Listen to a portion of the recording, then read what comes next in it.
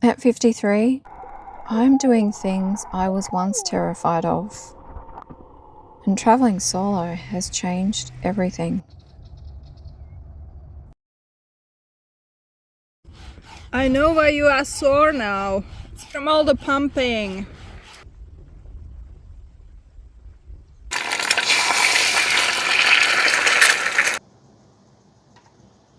Purchased a little underwater camera.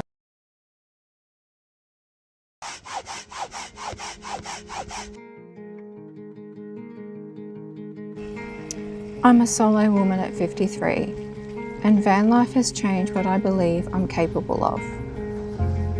There was a time in my life when fear made a lot of my decisions, especially when it came to the ocean. Growing up, I was scared of it. The depth, the power, the unknown underneath, and that fear followed me well into adulthood. I would stand on the shoreline watching everyone else swim, wanting to join in, but never quite able to push myself past that invisible line. I know why you are sore now. It's from all the pumping.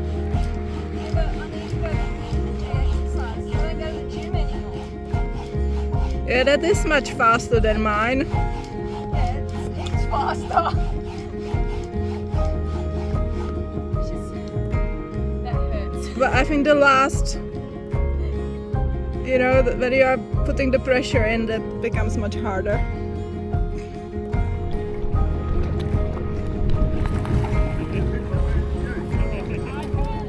If you had have told me back then that one day I'd be travelling Australia solo, living in a van, swimming in the ocean on my own, snorkelling, paddleboarding, even swimming with dolphins, I would have said no way. But van life has a way of stretching you. When you travel alone, there's no one else to hide behind, no one else to make the decisions, no one else to hold you back except yourself. And slowly, something changed. I started small, standing in the water a little bit longer, putting on a snorkel, getting on a paddleboard, and then one day, I was snorkeling with dolphins. The very thing that once terrified me became something that made me feel alive. And I can't explain how proud I am of myself for that. At 53, I'm not trying to prove anything to anyone else. I'm proving it to myself. That fear doesn't get the final say. That being an older woman doesn't mean shrinking your world. It means expanding it. Confidence didn't come all at once. It came in small decisions, quiet courage, choosing growth over comfort. And now I find myself asking, what's next? Because this season of my life isn't about slowing down. It's about facing the things that once held me back and stepping straight into them.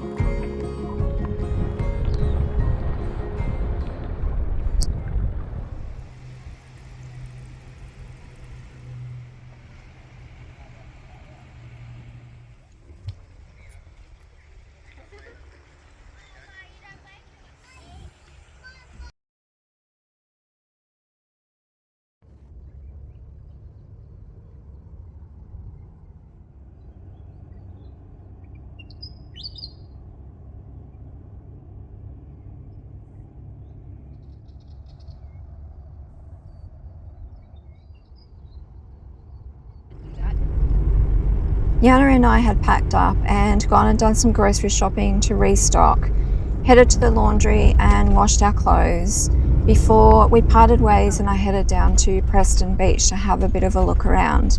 The plan was to stay here for a couple of nights, but after I had a look around, I kind of decided it didn't feel right and this wasn't the place I wanted to be.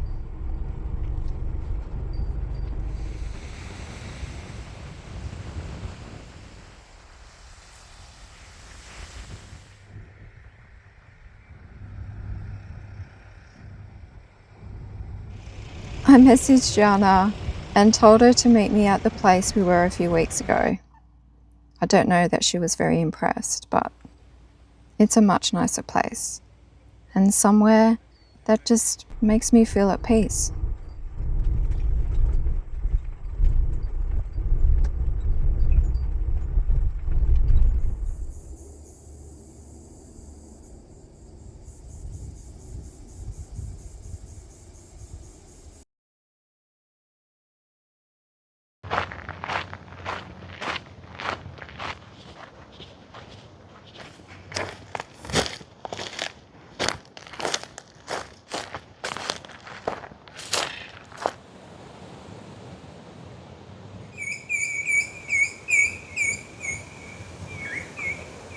Yana and I left Bunbury yesterday after we did some shopping and did our laundry, and then we headed up to Collie, somewhere where we had previously camped, just a different spot of the river. So I'm just off walking. It's about 7:30 in the morning and the weather has definitely made a big change.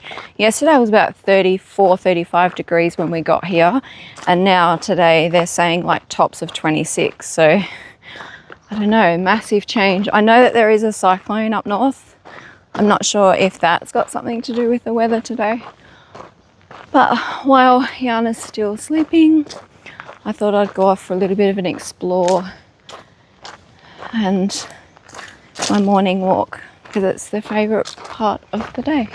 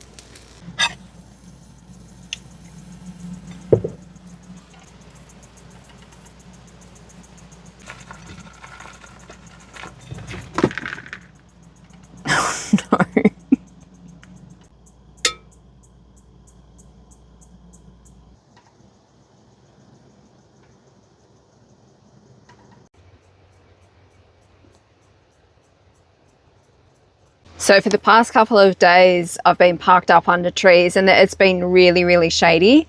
And I've pretty much had no problems with power for over 2 days, but I've just noticed that it's starting to go down to 13.10, so 13.10 volts. And so I've decided just to move into the sun, and it's 10 past 11 now. So I'm just going to see how long it takes for my batteries to fill up just sitting in the sun here. After my last video, I suppose if you don't have solar, you don't really understand it. And like, even though the fridge light and everything was on, my fridge is actually a 12 volt. And if your kettle is a 240 volt, you need enough battery power to actually be able to boil that kettle. Otherwise, what happens is the inverter will trip out. So if you, like for me, I've learnt now that if my reader is saying anywhere under like 11, what was it? 11.96, that pretty much means nothing is running.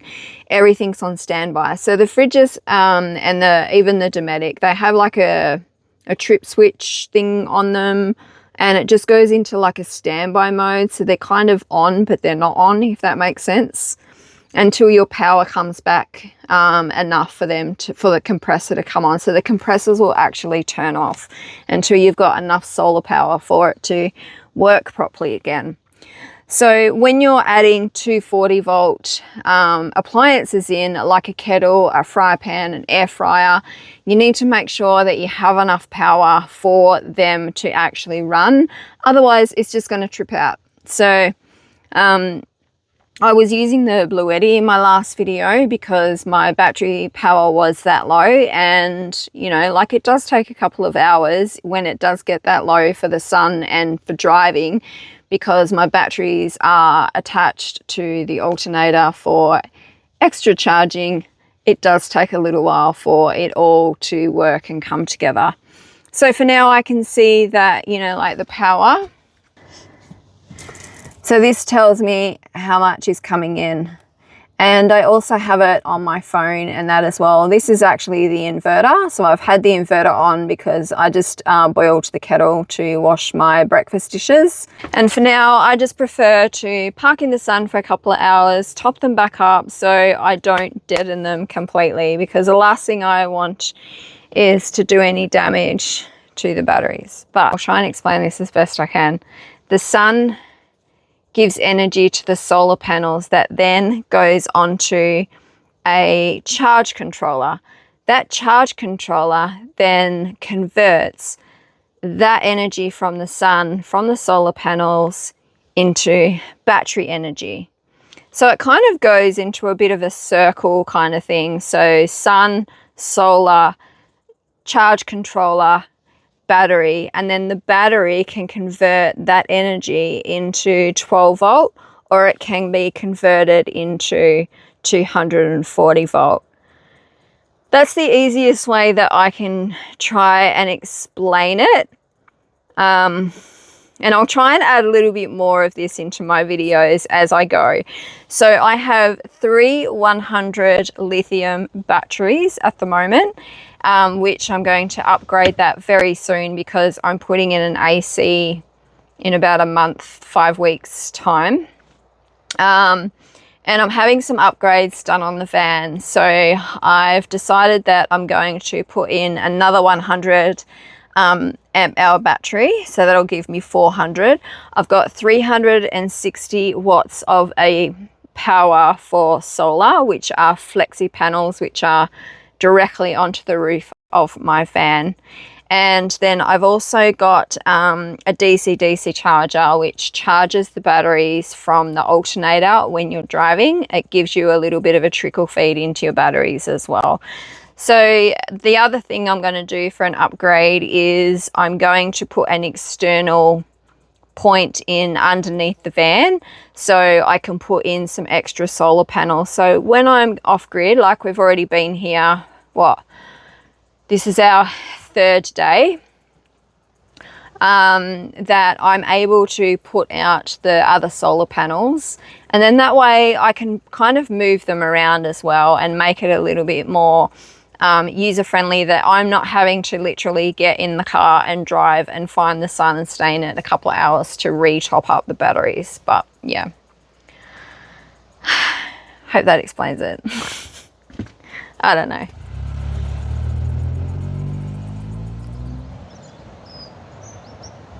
You guys know, the ones that have been following me for quite some time, I became monetized in October of 2025. And with those funds, I've actually been putting them away.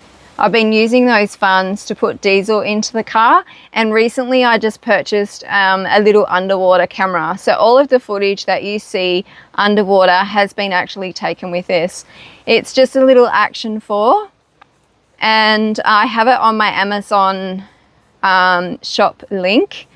And I just wanted to say thank you to all of you guys, because without you guys, I probably wouldn't have purchased this, because I wouldn't have been able to afford it. So the funds I'm earning is not enough to fully sustain me without having to dip into my savings or work part-time. So all the footage that you see with the dolphins and me swimming underwater has been taken with this little camera, and I'm so impressed with it. It gives such a good quality. Looking for a mediumly priced underwater camera. It does up to 10 meters, and I think it's perfect for what I want. You can also use it to hook up a microphone and everything in it as well. And I know people that actually use this for their full-time vlogging camera on their YouTube channel. So I think I'm going to start reverting to maybe even using this a little bit more. But I just wanted to say thank you for all of you guys for watching my videos, because without you, I wouldn't have my new little camera.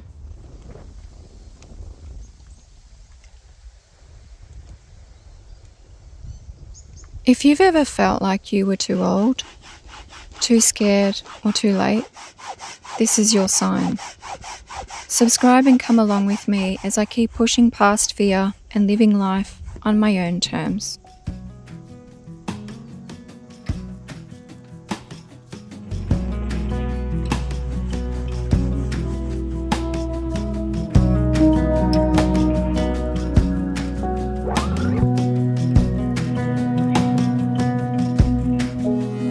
Asking eyes, she's looking through stardust. City lights, out wandering and moonstruck, and just wanting the whole thing, the whole damn thing. Just wanting the whole thing, the whole damn thing. Magnetized, he's picking out pleasures. He's terrified and burning her letters, and just wanting the whole thing, the whole damn thing. Just wanting the whole thing, the whole damn thing.